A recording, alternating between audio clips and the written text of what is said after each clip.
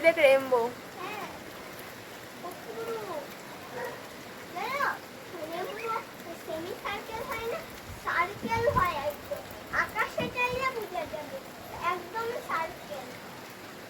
তাই half circle না, half circle না, না হাফ সার্কেল না, এরোপ্লেনে দেখা যাবে গোল গোল।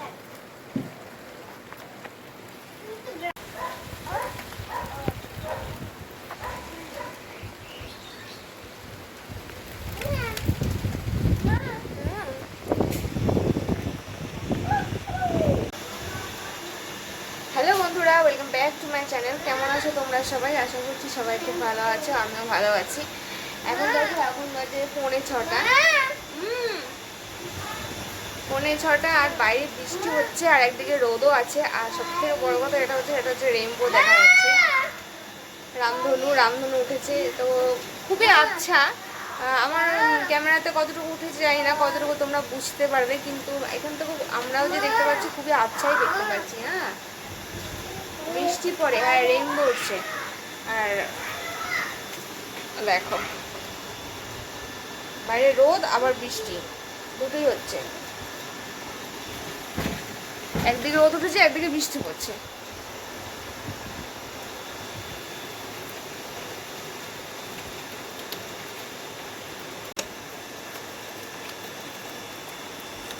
এই দেখো, একদিকে রোদ একদিকে বৃষ্টি, আর রেইনবো দেখা যাচ্ছে, রামধনু।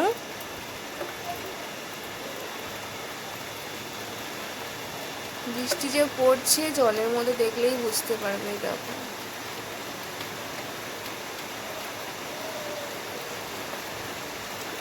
রামধনুটা খুব হালকা, কিন্তু তবুও দেখতে খুব ভালো লাগছে, অনেকদিন পরে দেখলাম। এখন তো আমার বের হওয়ার সময় হয়ে এসছে। হ্যাঁ, জানলা খুলবো না, ওই জানলাটা খোলা, এখান থেকে দেখো, এখান থেকে রেইনবো দেখা যাচ্ছে। রেইনবো অনন্যা তো রেইনবো বোঝে না, তবুও ওকে দেখানোর চেষ্টা করছি, কিন্তু এখন আরও দেখতে পারবে না, একদম ঢেকে গেছে, এখন আর দেখা যাচ্ছে না রেইনবোটা। তো হঠাৎ করে মেঘ হয়ে বৃষ্টিটা শুরু হয়ে গেলো। আমি তো ভেবেছি মানে বৃষ্টিটা হবে না, বৃষ্টিটা ভালোই শুরু হয়েছে এখন। অনন্যা এখনই ঘুমের থেকে উঠলো, তো আমি ভাবলাম যে ওকে দুধ খাইয়ে রেডি করে একটু হাঁটতে পাঠাই, কারণ ওয়েদারটা ভালোই ছিল সকাল থেকে, আর এখনও ওয়েদারটা ভালোই ছিল, হঠাৎ করে বৃষ্টিটা নামলো।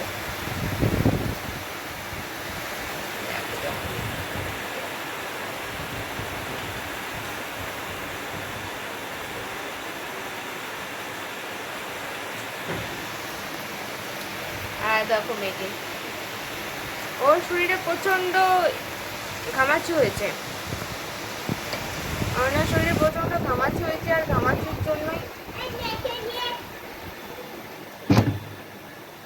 ঘামাচির জন্যই ওকে সারাদিন খালি গায়ে রেখে দিই, জামা কাপড় পরাই না, কারণ আরও বেশি কিটকিট করে, গা চুলকোয়, এর জন্য আর জামা কাপড় পরাই না। তো এর জন্যই ও এখন খালি গায়েই আছে, আর ঘুমিয়েছিল এতক্ষণ, এখনও ঘুমের থেকে উঠলো, আর এই যে যাচ্ছে এখন, গেল ওই মিমির ঘরে।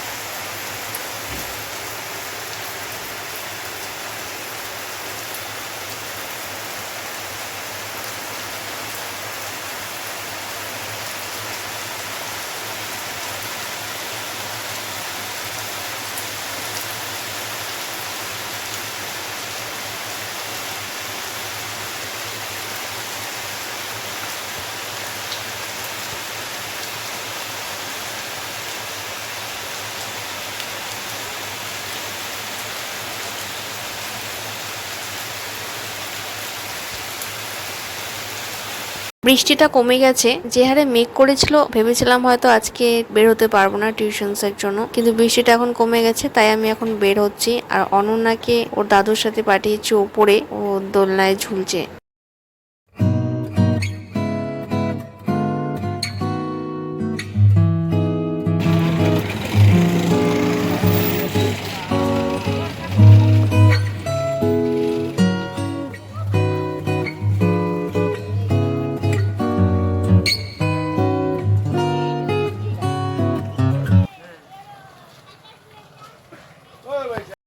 আমি যখন বের হই তখন আলো থাকে, যেহেতু এখন দিনটা বড় তাই 6টার সময় কিন্তু অন্ধকার হয় না।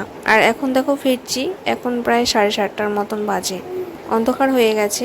আর যেহেতু বৃষ্টি হয়েছিল তাই রাস্তা একটু ফাঁকাও আছে।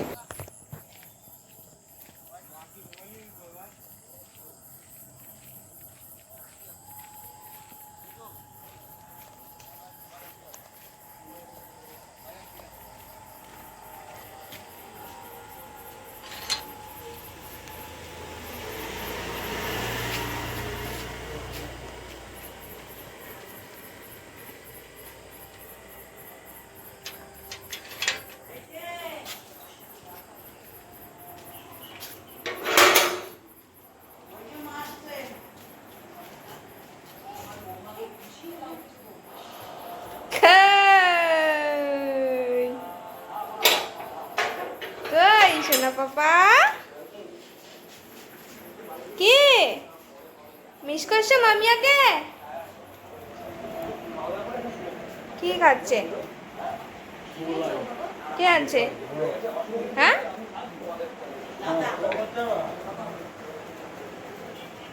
বাবুন কই? ছাতুটা কিন্তু আজকে খাবি, কালকে কিন্তু খাইস নাই। হ্যাঁ,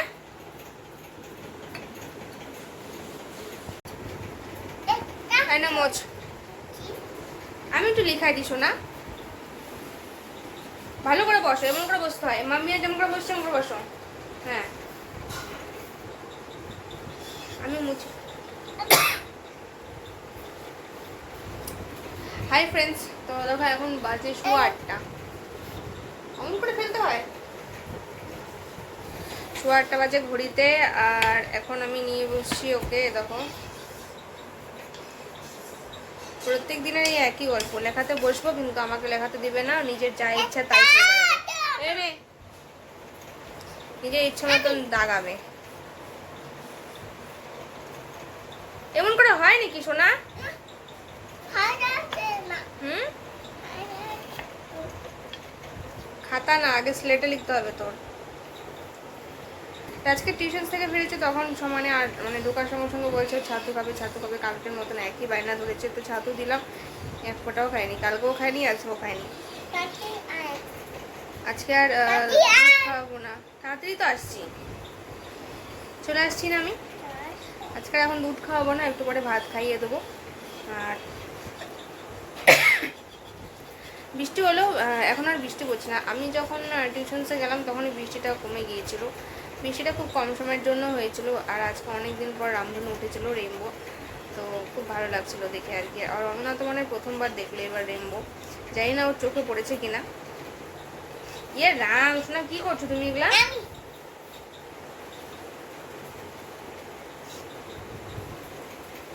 বাচ্চা তো খুবই খুশি হয়ে গেছে রেইনবো দেখে।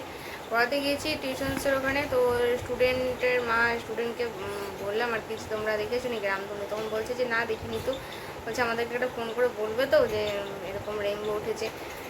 স্টুডেন্টটাও বলছিল যে এরপরে নেক্সট দিন যেদিনকে উঠবে আমাকে ফোন করে জানিয়ে দিবে, তাহলে আমি দেখে নেবো। আজকে যদি তুমি আমাকে ফোন করে জানিয়ে দিতে তাহলে আমি দেখে নিতে পারতাম, এটা বলছিল আর কি। স্টুডেন্টটা ছোটো, মেয়েও ছোটো, আবার ভাস্তাও ছোটো, সবই ছোটো, সব ছোটোর পাল্লায় পড়েছি আমি।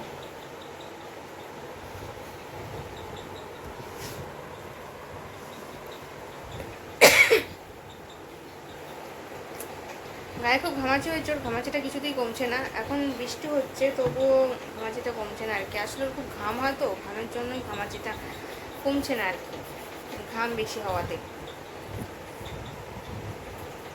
দেখি একটু চেষ্টা করি লেখানো যায় নাকি।